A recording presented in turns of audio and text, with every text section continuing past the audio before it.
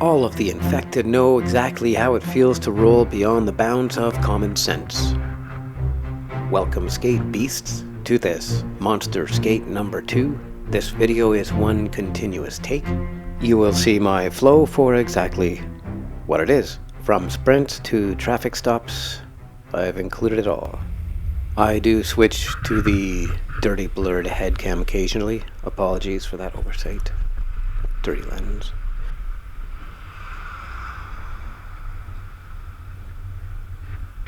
I will cut through much of beautiful Toronto and way too much of dirty, dusty, dormant Toronto. Here on the beaches, the scenery is good, though I'm too busy peering in the back window of cars and rubbernecking the road behind. This Queen Street East has a smooth, hard pavement, so while I fear the traffic as one must, I love the roll and flow that such a decadent surface offers. It's pretty fast.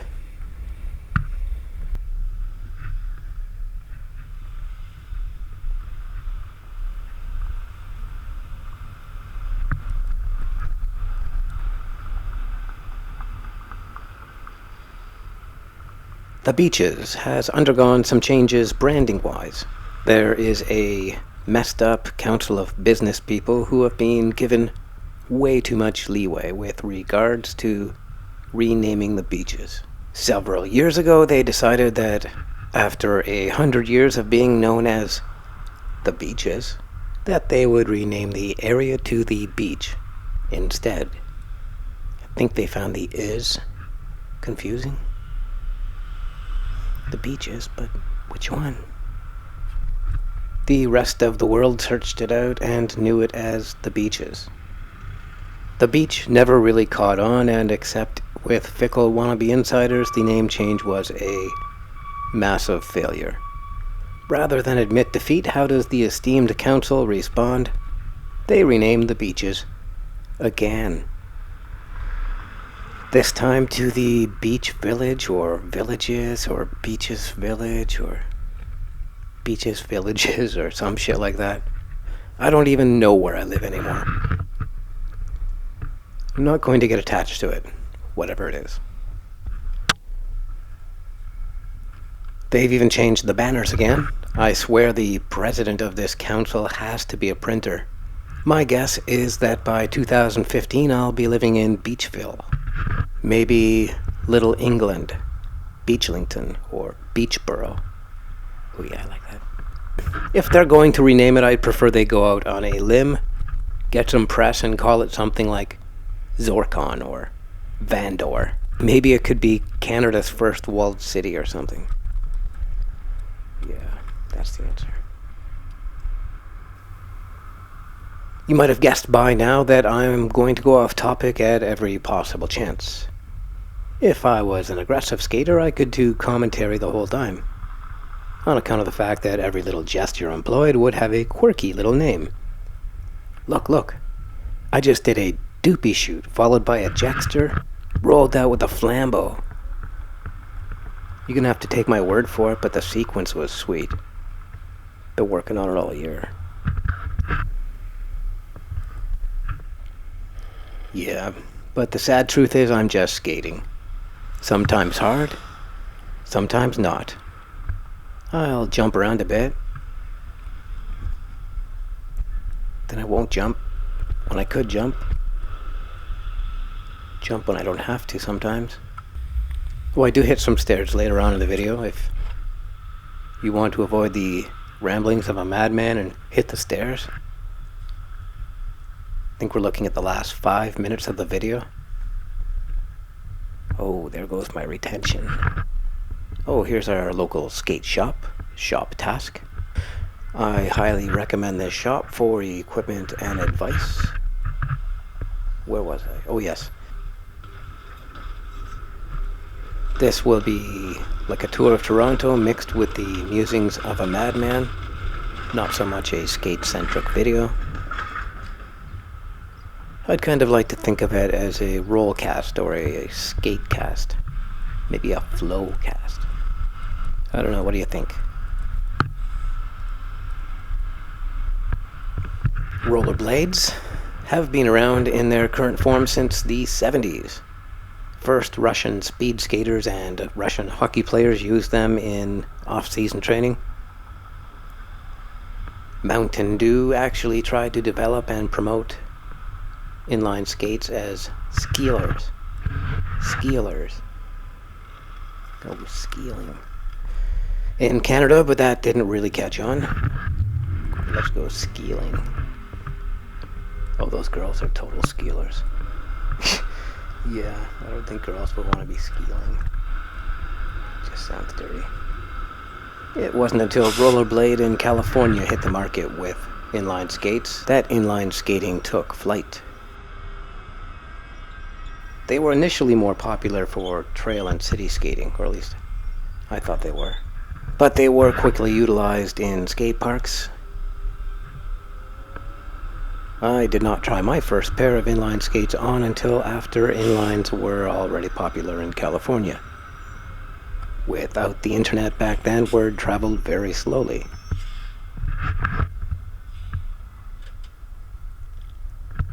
I tried my first pair of rollerblades on in 1988. I was working at a cycle and hockey store for what the owner referred to as $5 an hour and all you can steal. The first inline skates I tried there were made of this weird hard plastic with a single long wheelbase. I put them on a few times for the Isleway hockey games that would break out at Patrick Sports and Cycle, but I never took them on the street. Compared to roller skates, turning seemed impossible. It was not until 3 years later that I would buy my own wings. I never really got interested in aggressive skating until '97 when I lived in a spacious warehouse flat. My roomie was another skater and we had a 12-foot rail at the far end of the living room. It was partly the safety of the flat that helped me crack the grind. Well, this and the Cybocillin skate sessions which opened my mind to the approach and attitude needed to sing across the steel. I never became a grind master. The most I could muster was a Royale with cheese and a little soul. Of course. Very Darson. Heavy rotations. The problem with grinding in urban areas is I feel I don't have the right to mark up pristine architectural features for my recreation. Nor should I damage already shittified surfaces or add to the ugliness of any feature. Grinding is for skate parks, and skate parks are usually too full for a good flow. I'm glad I'm finally getting my act together and using this channel to get some skaters together for a group skate this Saturday. It's an absolute irony, tragedy, and sacrilege that a Canadian skater should be so outrageously jealous of the Paris Friday Night Skate or the London or Dusseldorf skates. There is a tradition, a pride, a identity attached to skating in this country, yet many take the summer off. That's not very hardcore. We finally have the river so long that Joni Mitchell sang about, and we don't even have to wait for winter to teach our feet to fly. I'm totally stoked about the new skate club, even if it's just 3 or 4 of us. 3 is a club, 2 is a duo. 1 is a lonely phantom of the night, drifting and slipping between cars unnoticed. I'd like to take a quick moment to thank Andrew Bowen for your long-time support of my channel. Your comments are funny, artful, and encouraging. I especially like the lake skating as the surfing of the north comment.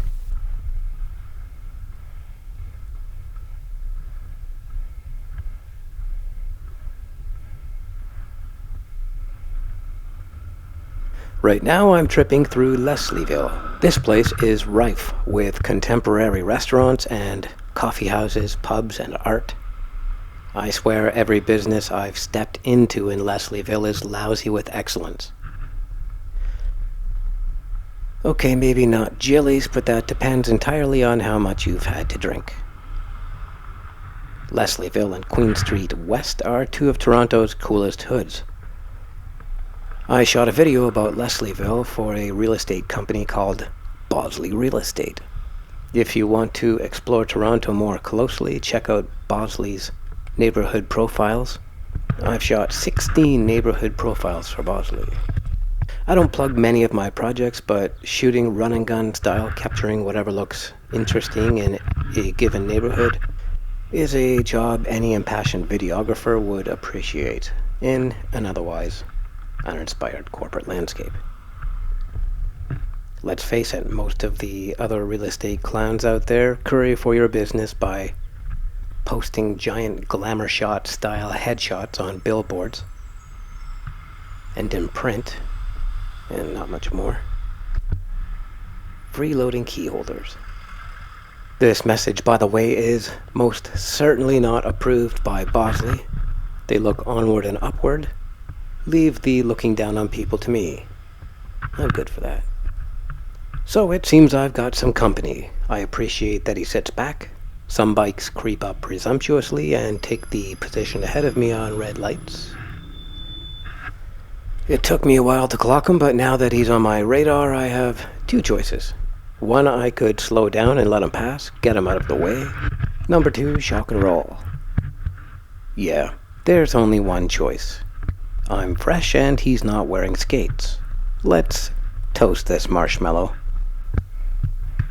Getting the drop on two-wheelers at the start is too easy.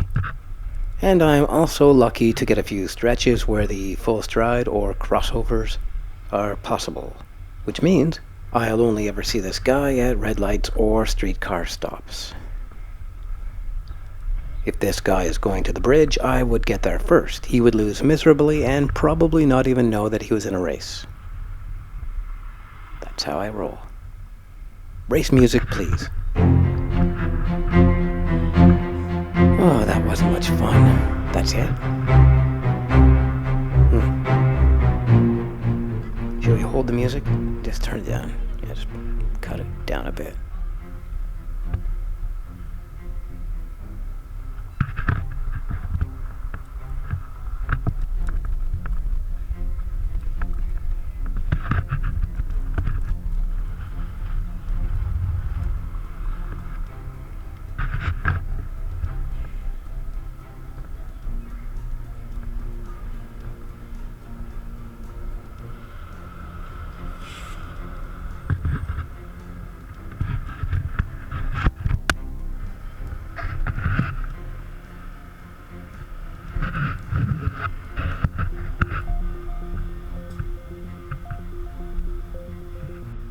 Okay, the Rimmer is back on the radar. He's gearing up to just blow past me.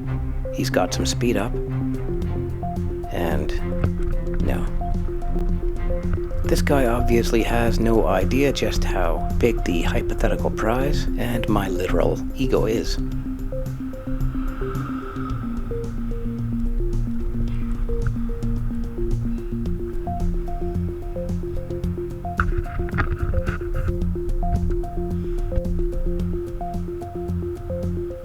So, we have another stop, which means we have another race. Today I am truly spoiled. If only he was wearing full cycling gear, that would be true satisfaction. So, what's at this corner? Across the street there's a beautifully tacky strip bar I won't get a shot of today. Right next to me we've got Dangerous Dan's. Aptly named is my guess. Over there is a decent Irish pub. Doors open in the summer. The bridge ahead is my usual turning back point. It has some drama.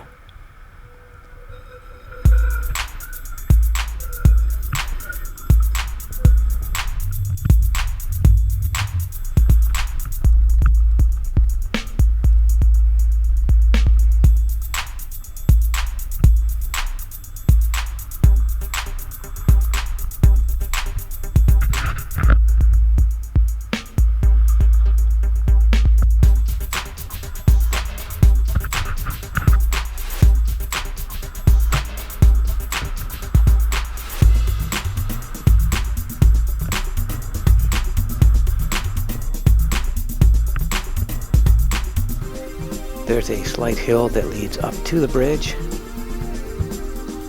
and I always aim to get enough speed that I can hit the little cement roll at the bottom of the bridge, catch some air, and roll on to catch my breath. Check out the traffic. There goes the cyclist. Bless his cotton little socks, but I've already draped the medal on. Sorry, pal. 4 more years, maybe? I decided not to take the water break because the camera is rolling and the flow has been good. Skate friends, you are a bad influence on me. I take some downtime on the downhill.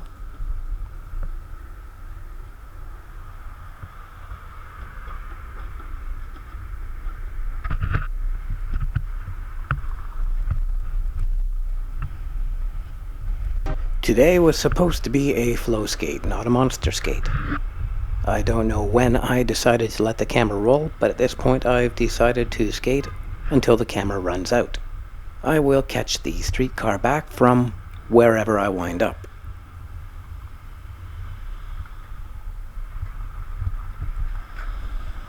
At a solid pace on urban surfaces, I have a good 12 kilometers in me before my muscles protest, and the skate becomes an indulgence and not an exercise. I am curious about the waterfront. Someone told me that Toronto's waterfront looks much better, is even a thing of beauty. Could this be true?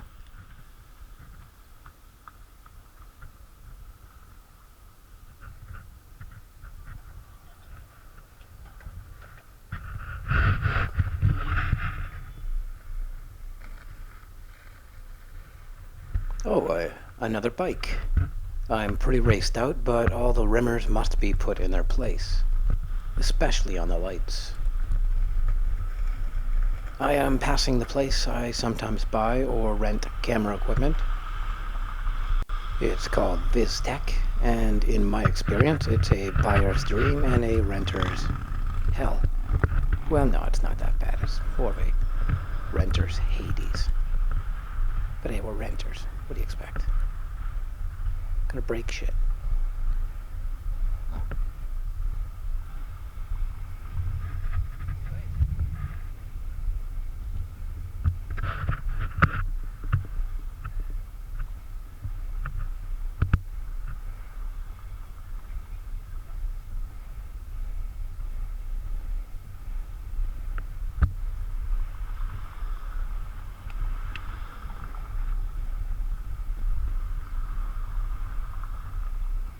Okay, now we have a meter made on a bike too.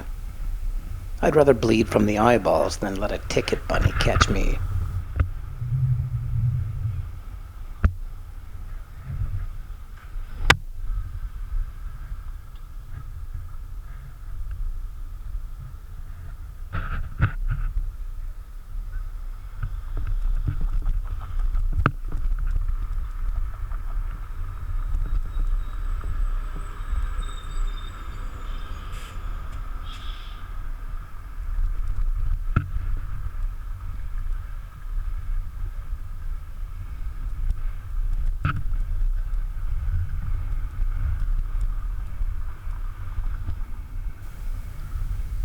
Looks like he settled for the victim instead of the victory.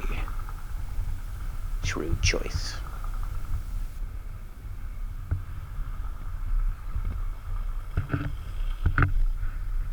I take some new roads, destined for a place I had written off entirely as a stark, dusty wasteland. I'm skating quite haphazardly because it's spring. I'm rolling across the putty-filled cracks without much care. This will have to change on warmer days when my wheels would sink in and catch. Video assessment is a great tool. I am now in the charming Regent Park or Moss Park area. I know east, west, north, south, and not much more right now. The roads are pretty crap, so the harbor front must be close. The new condos have been good for this hood. The roads might be harsh, but the walkways are like cushions. There's almost always a choice. Downtown is looming close now. and I don't really seem to have any skating plan in place. Wasn't I going to the harbor? Maybe I'm avoiding it out of reflex. Can't be that bad still, can it? So I go west instead of south to the lake. I can't blame me. This place looks way more interesting than the ghost town I was just trying to make something of.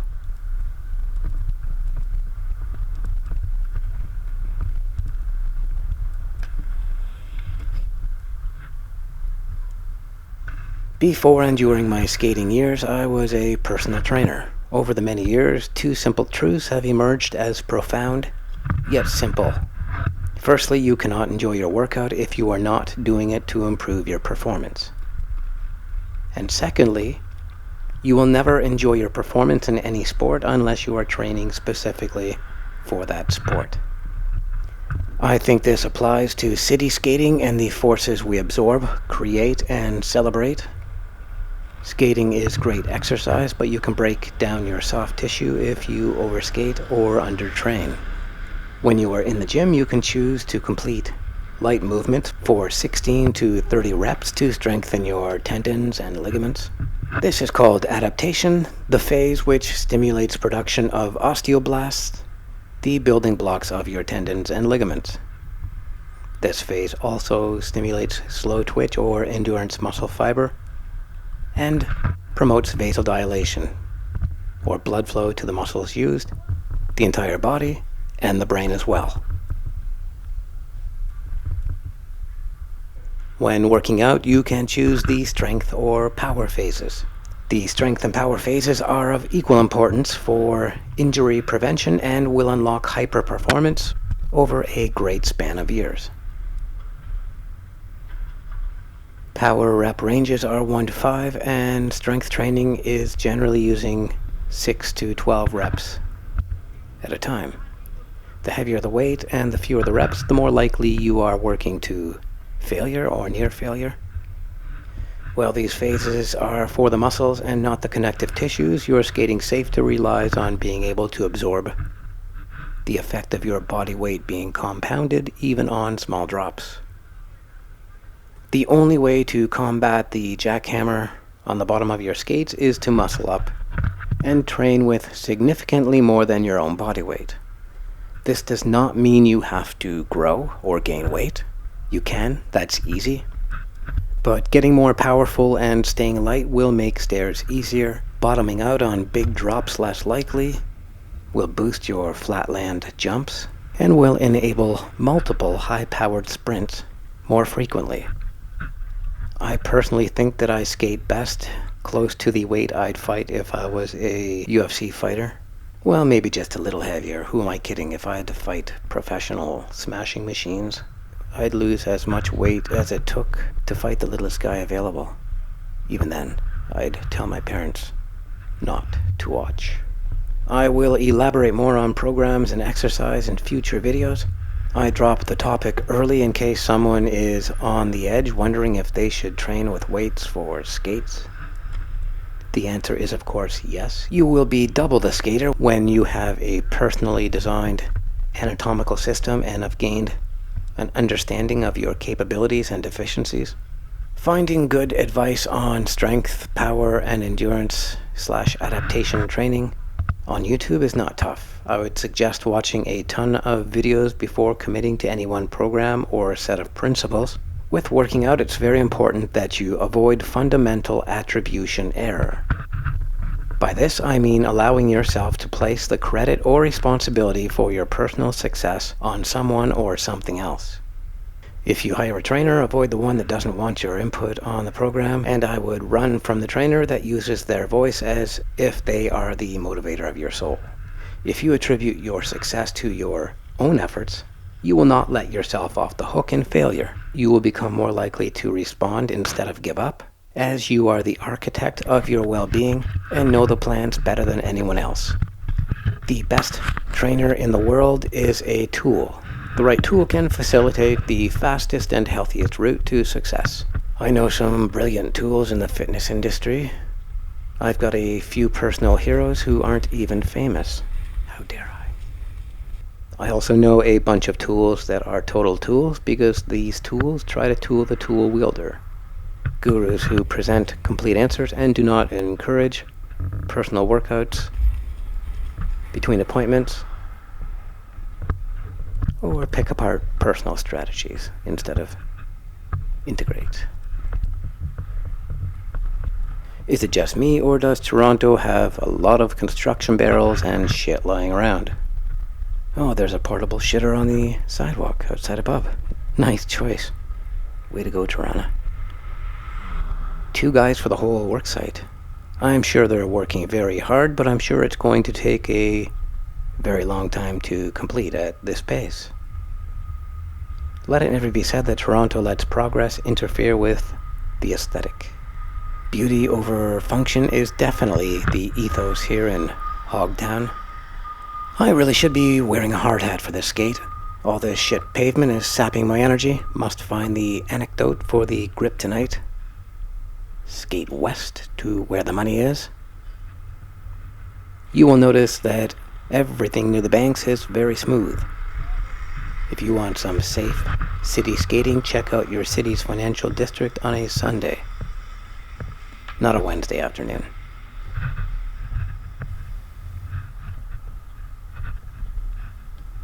We were talking about exercise earlier. If we examine a system like CrossFit, it certainly tests the limits of human performance and can make the participants stronger.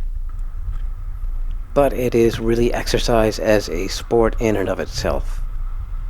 To excel, often a CrossFitter can break down, just like any other athlete, borrow from these systems, search out sources which hold credibility after a few exhaustive YouTube searches, listen to the stuff you don't understand when you come across it. Our knowledge deciphering and information assimilation techniques can work in mysterious, peripheral, or deferred ways. Maybe I shouldn't use the word mysterious, but that's how it seems. Once you've developed some personal ideologies by mixing multiple sources, you're likely never to fall into the fundamental attribution error flytrap again. I'll be loading a few exercise vids to my channel in the future. When all of my exercise videos are up, you'll never need another trainer. Right now, there is the single-legged deadlift. Check it out. It's the answer to all of your problems. I will make you a better person with my knowledge. You are nothing without me. Your success depends on me. Your success depends on me. Your success depends on me.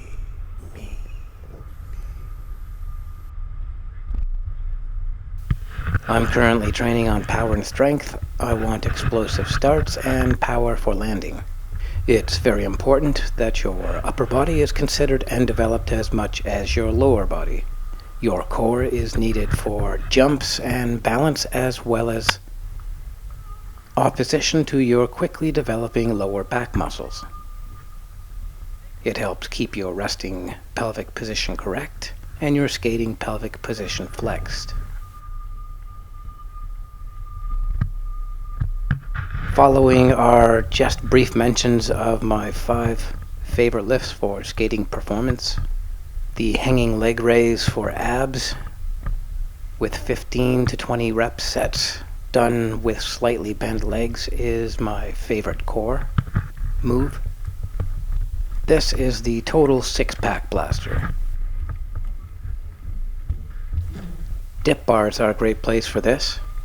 Without a backrest, supported on your arms is badass, but a backrest is fine. I'm not a fan of this one from the chin-up bar, unless I was training to be an astronaut. I'm also fond of the bench press. Being springy in the chest makes for a snappy, efficient stride. My power bench training has also bailed me out of face plants. My YouTube account is a testament to this. I like to work on my 3-rep max on bench, but only when I feel my connective tissue has been reinforced properly in the phase prior. A healthy hardcore aim for bench is to push your own weight 16 times. For women, I would suggest 75% of your own weight for 16 reps. That's barbell bench press, by the way.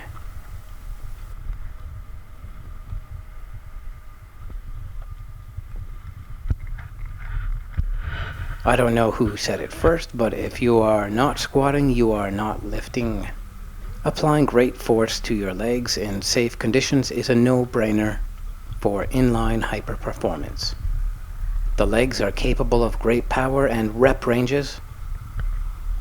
I like working slowly up to my 4 rep max, and then dropping to lighter weights with drop sets with no rest in between. Something like I'd warm up and then move slowly to the heavier weights. Start at 305 for 4, immediately followed by 225 times 8, then 135 times 16, and then body weight for 32, plus 1 just in case. Getting your butt slightly lower than your knees represents the striding range pretty well.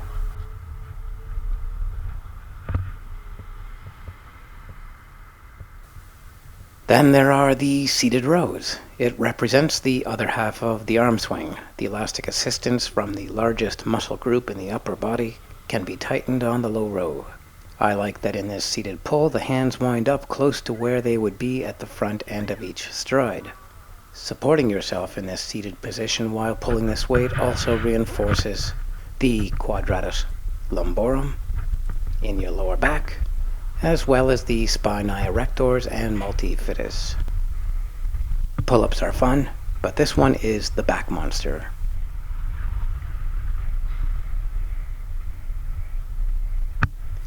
And finally, I also love the terribly named one-arm snatch.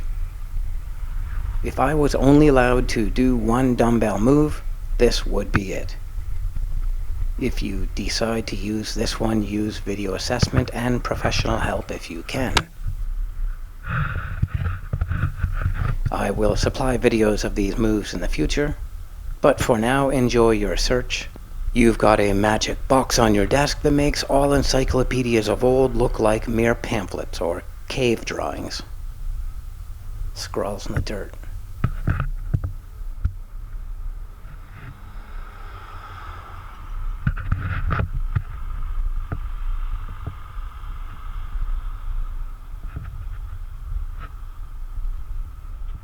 Ah, yes, construction free at last. So we are at the Aquarium. I'm not big on stuffing large habitat animals into small confines, but I am alright with fish, I think. Not mammals. The hideous monstrosity of marine land in Niagara Falls needs to be turned into an activity park for fat humans immediately. The marine land owner is not an animal lover, and all of the animals that were plucked from their habitats and families to amuse us live in small chemical-filled tanks and are suffering terribly. If you go to marine land, you believe in inflicting pain on whales and dolphins. But that's unrelated to Ripley's, so apologies, Ripley's.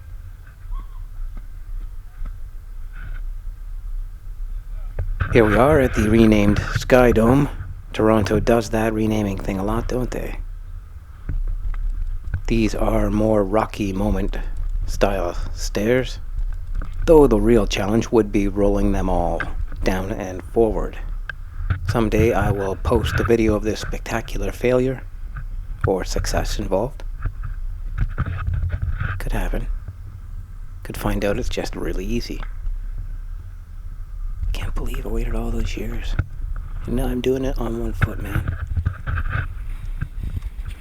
Cobblestones are always nice after 10 kilometers and a bunch of stairs.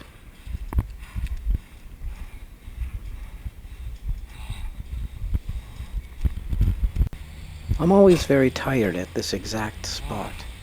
Wonder why. There's the famed CN Tower. Still pretty cool.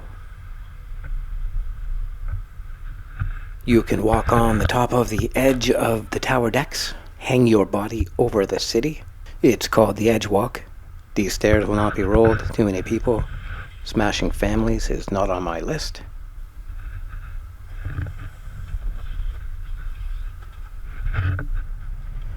Okay, I said something about the waterfront, right? I think I'm just remembering that plan now.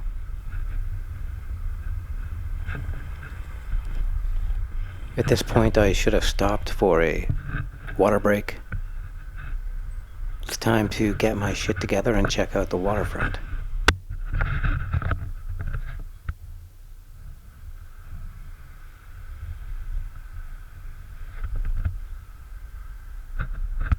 I check my camera and yep, a red flashing light is still going.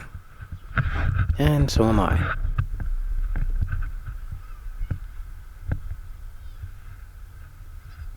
The smell of this mystery meat cart was excellent. I can smell it as I edit and commentate. It's too bad the internet and documentaries ruined indistinguishable meat stuffs for me. Eating even healthy hot dogs while skating would probably be a bad idea. In this hood, the drivers are decisive. This really aids the flow. There are a ton of obstacles and things to jump around here, which I must revisit. I will hit a bunch of stairs soon, but I can't do much more right now. I need an emptier city and fresher legs.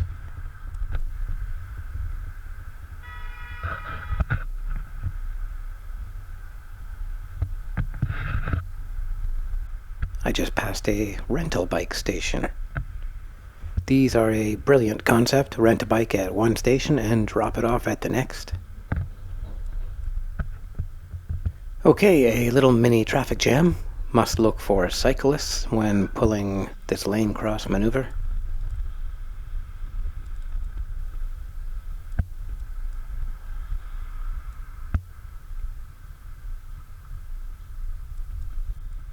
On the small uphill crossovers can generate a little quick power. My legs are getting tired, so why not throw my whole body into the climb? Here's Canada's Valley of Transport, CN Rail and the GO train. I come out of the other side with a little juice, which is nice.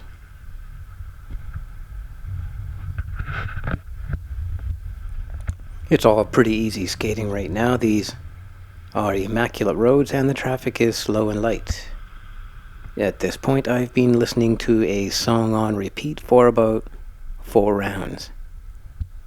A song I did not know I had, but it was novel the first time around. For the past 15 minutes, I've been skating to Tootsie Roll by 69 Boys. Yeah.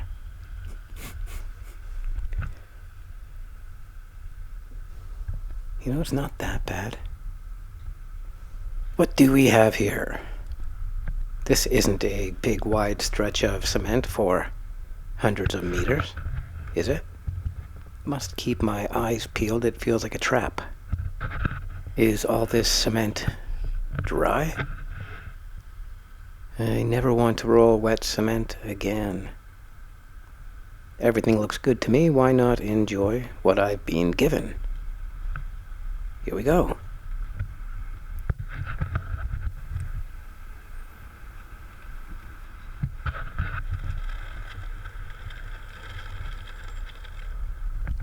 I don't mess around with roads down here. There's multiple lanes and the traffic is moving very fast. This is when I'm happy to be a glorified pedestrian. My left arm is starting to feel broken again. The GoPro pole is weighing on the lateral epicondylitis. I can use it in my right hand. Nothing changes, quality-wise or steadiness-wise. But every time I try to move it to the right hand, the left hand eventually steals it back as if to say, "Fuck you, Logic Boy, the artist wants the camera. Go do your math."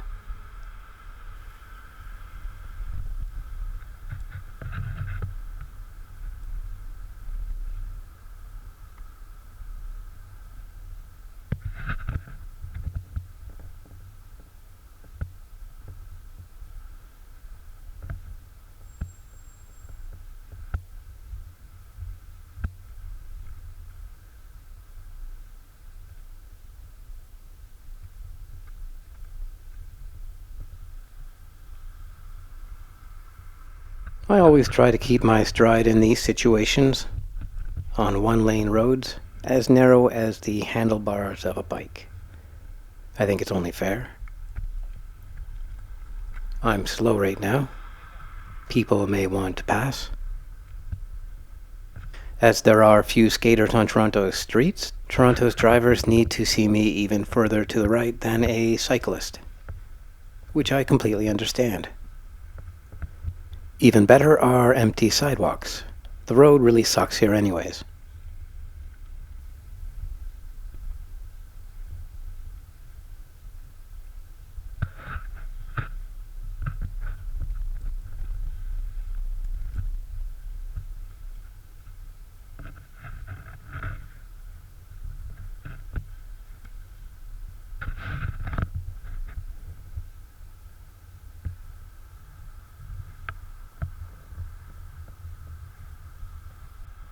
Hey, is that one of those bike lanes that wasn't blotted out by Blob Ford? Across some more tracks and a coast town style road.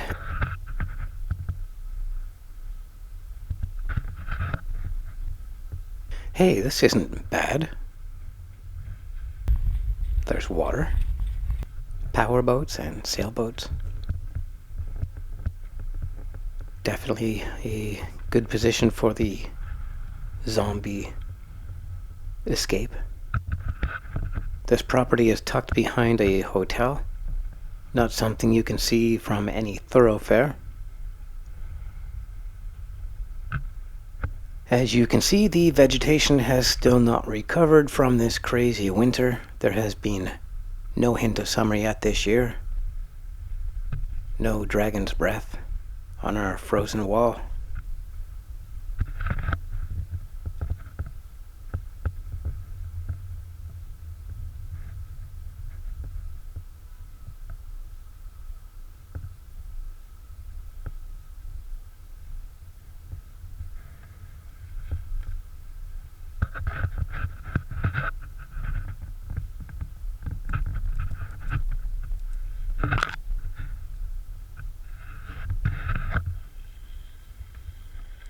I'm getting bored here now and desperately need to get back on the road.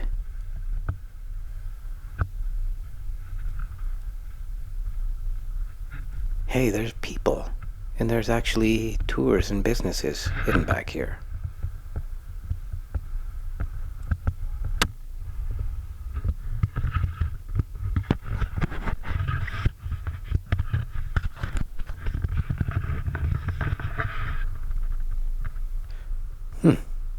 I once thought I wanted a stint on a tall ship.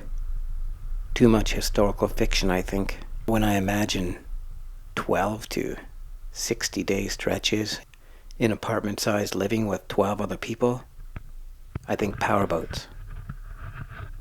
Absolutely beautiful, though. But yeah, powerboats. Solar powered boats. The responsibilities of the rich is to ponder such things. As for me and my house, we shall skate the boards. That was the most beautiful stretch of Toronto's waterfront, not including the beaches, of course. But that's it. I'll break the news to you now. The harbor front is gross. Dirty, under construction, unorganized, and oversaturated. No amount of editing will make this thing look anything other than gross. However, in my own neighborhood, I wind up skating the same grooves, and this can limit my skating. Skating in areas where pavement is crumbling or slippy with dust causes me to consider each stride more carefully. As this is a construction site, I'm looking for heavy machinery, new cement, and massive holes in the road. Most of all, I'm looking for a way out of this garbage. I'm sure this whole area could be ripped through city skating and parkour style, but I just don't know what's up right now, so I live to skate another day.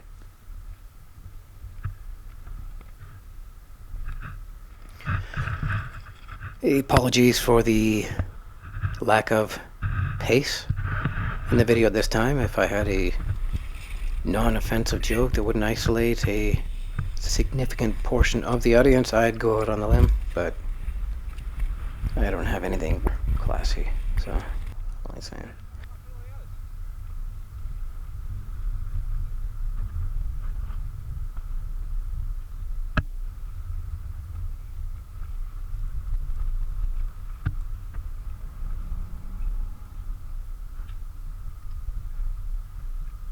For a long time now, I've felt like a deer in a hunting maze. There's all sorts of walkways cordoned off, and all of it ends in, well, dead ends.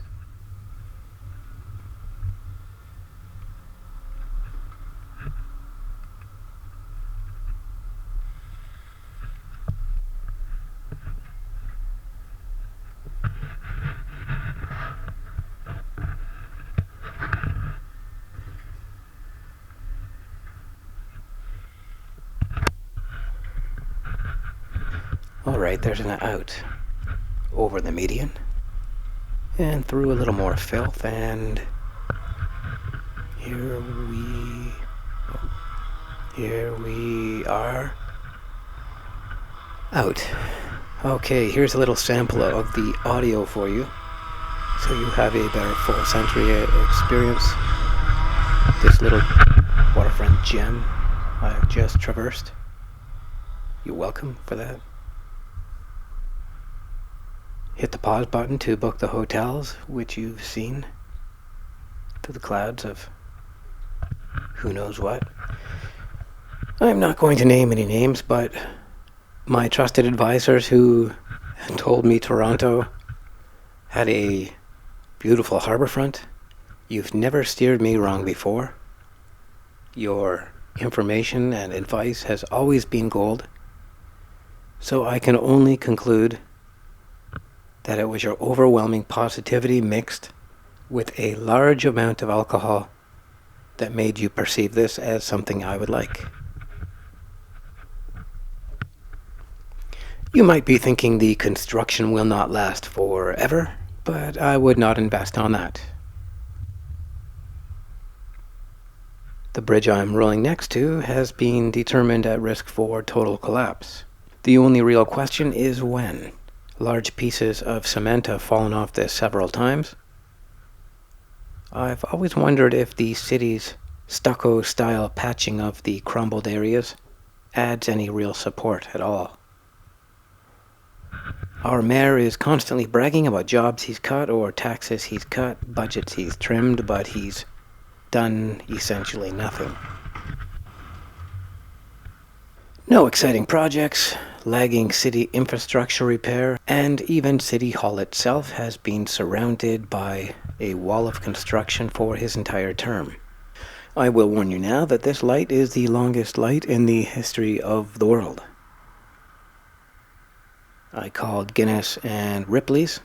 They sent someone down, but were unable to wait until it turned to green because they had other records to time. So why not talk about wheels? I'm still on the Gyro 85As, which are very durable but have grip which is perfect for the city. I got them from Pro Skaters Place. They have a great selection for city, freestyle, and slalom skating. As for my bearings, some are old and some are older. I'm probably riding on bearings that date from 2008 to 2013. My test for bearings is simple. If I spin my bearings when checking them and the noise is a smooth hiss, I keep them. When they sound sandy or the hiss pulses, the bearing goes into a B pile. As for padding, I'm wearing hockey shin pads. I was at the rink doing drills before this session when I thought I'd lost the camera. I rushed home to find it sitting safely next to my cold coffee on the table. I had been getting a little bored at the rink anyways, so I grabbed my other camera and decided to skate west to where I am now.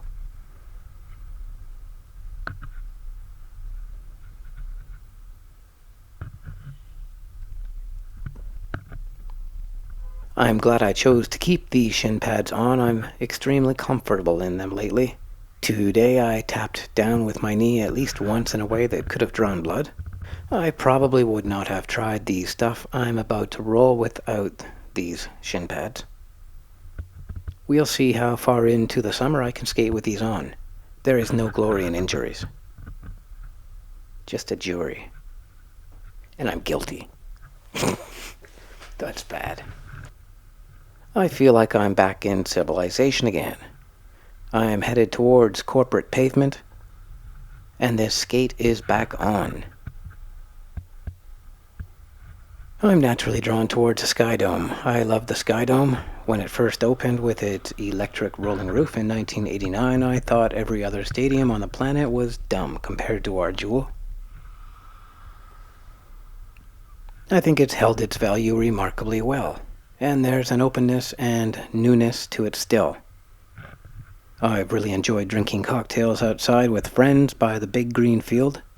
It's really too bad that everyone wants to talk about baseball when we're there. I think it's perfectly acceptable to PVR the game so you can ignore it entirely when you are with your friends. I don't mind catching the odd replay on the big screen, and will stop mid-sentence for the right crack of the bat. I'm always late on the oohs and the ahs, though. Don't know the chants. I know the song. Okay, Blue Jays, let's play ball. Yeah. I like this dome so much that every new building that obscures the view from the highway is like a dagger in my heart. Okay, maybe more of a splinter in my foot, or a bruise on the nail bed. Yeah. That's painful yet functional. Won't get infected.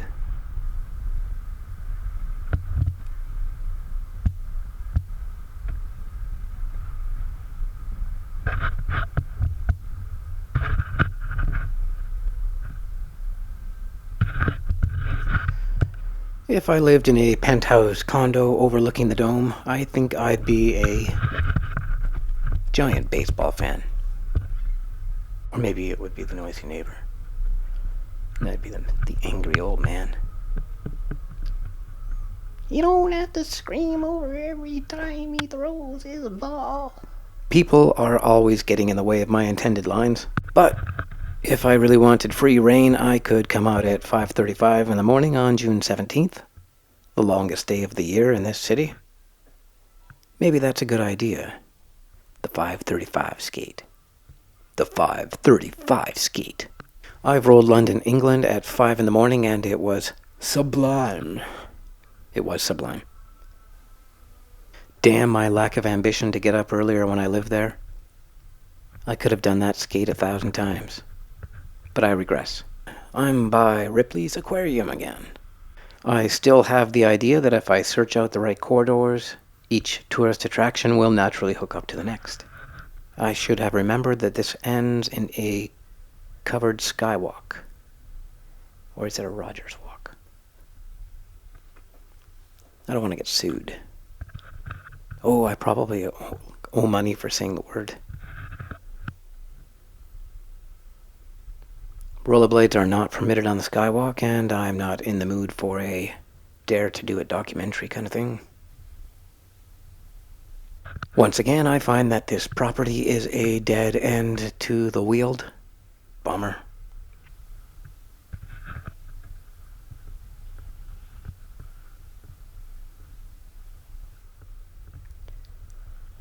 I'm getting a little stressed now because I know it will be another boring part of the video.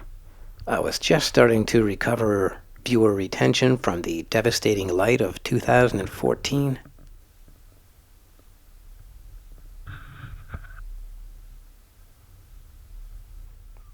I'm standing a little tall now, the warning sign of impending bad luck. That last little section felt like empty calories.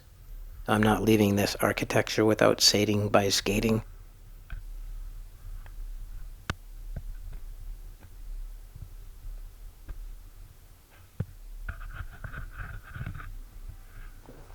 That is certainly not the right direction unless I'm up for 100 people and dozens of stairs.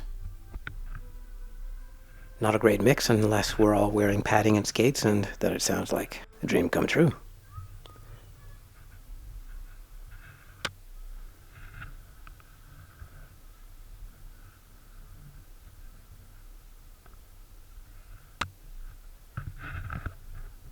I wasn't feeling very springy up to this point, but slowly the legs are waking up again.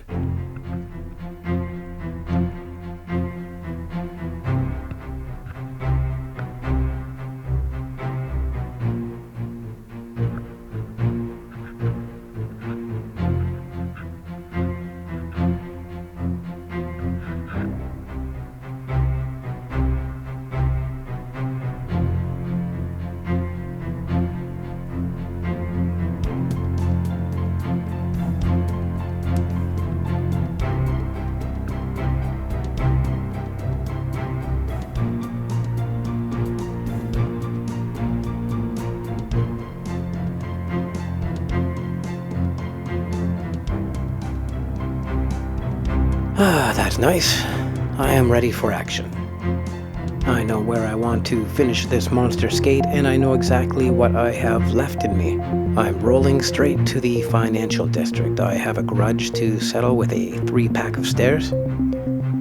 After that, I plan to drag myself off to Dundas Square, where I'll put the shoes on and catch the streetcar home.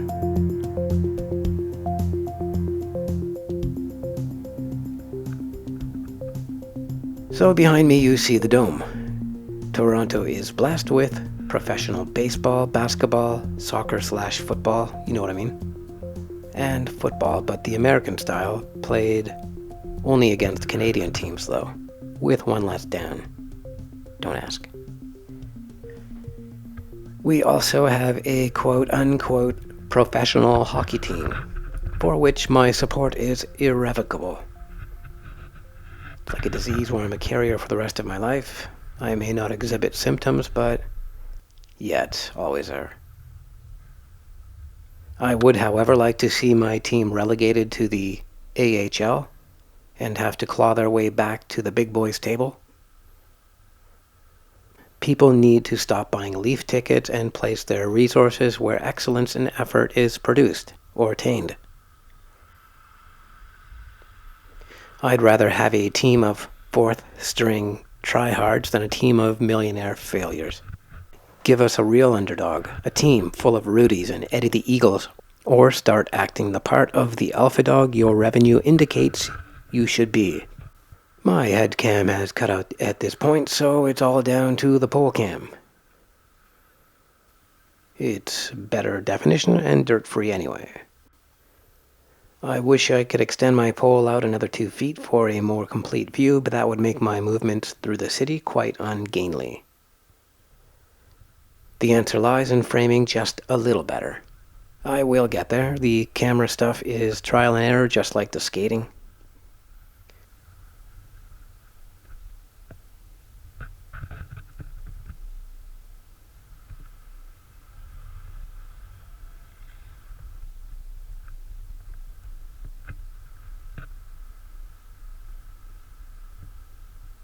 And this is nice. My own lane, I get to stride fully, which gives me speed and is very efficient.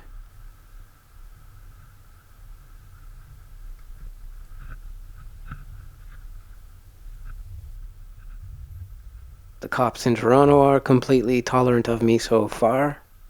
I've seen one inliner almost get a ticket, but overall I think the police have other things to worry about. Hoping here to avoid traffic, I make a wrong turn and join the March of the Penguins. I haven't sped this clip up. To me, they are walking in a way that looks very Charlie Chaplin-esque. It's 4:05 and these skivers can't be on the train home fast enough. I stay far away from them.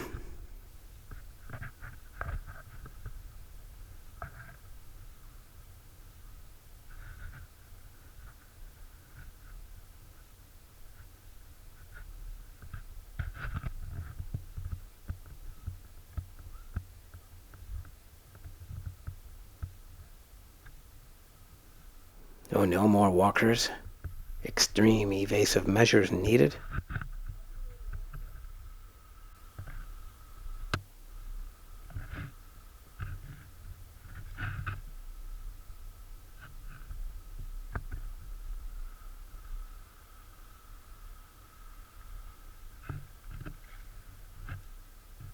I really want to get the jump on these cars here. I can tell already that the pavement ahead is of the abstract nature. Cars and people, people and cars, I'm too tired. I just want to skate.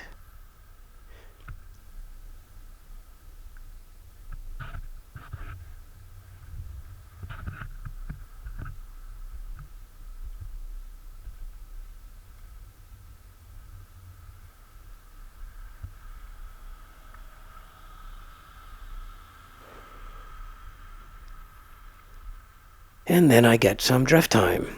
My feet know where I am now, and the only thing rough in sight is my form. I remember these roads and walkways very well. I'm approaching the tracks at York and Wellington. The ones I like to warn the world about. Somewhere at this corner is a foot of unrollable wheel catching steel.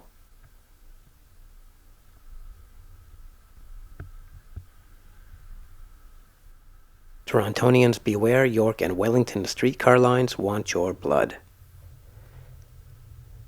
Don't roll these tracks like I just did. I forgot and got lucky.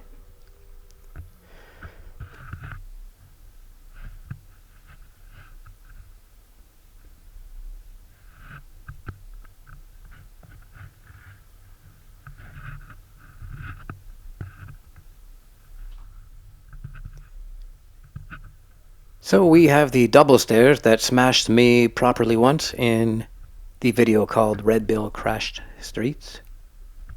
In your face, double stair. Next, the stairs are the triple ones, which the penguins never let me roll. Let's see if I can sneak past the walkers and shred the previously unrolled triple stairs. It doesn't look too crazy down here. It could happen. I only get one chance on a flow skate. 4 steps, 7 steps, and 6.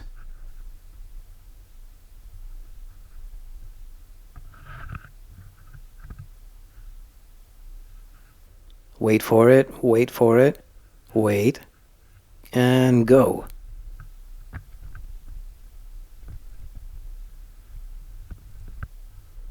Nailed it. And the camera is still on. Ownership of the treble stairs attained. So I head for Dundas Square.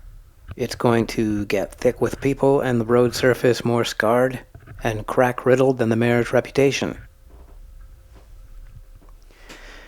Right now I feel like I'm skating with Rob Ford's bandy little legs. I'm very trepidatious around city corners. Hey, so is she. Get that girl some skates. I did get to Dundas Square, but found I had not actually packed my shoes. I would have to skate home a mere extra 8 kilometers more than expected.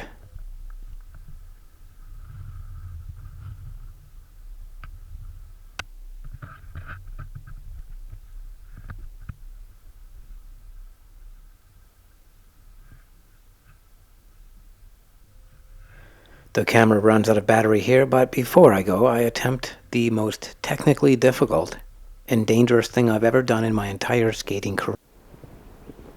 Are you serious?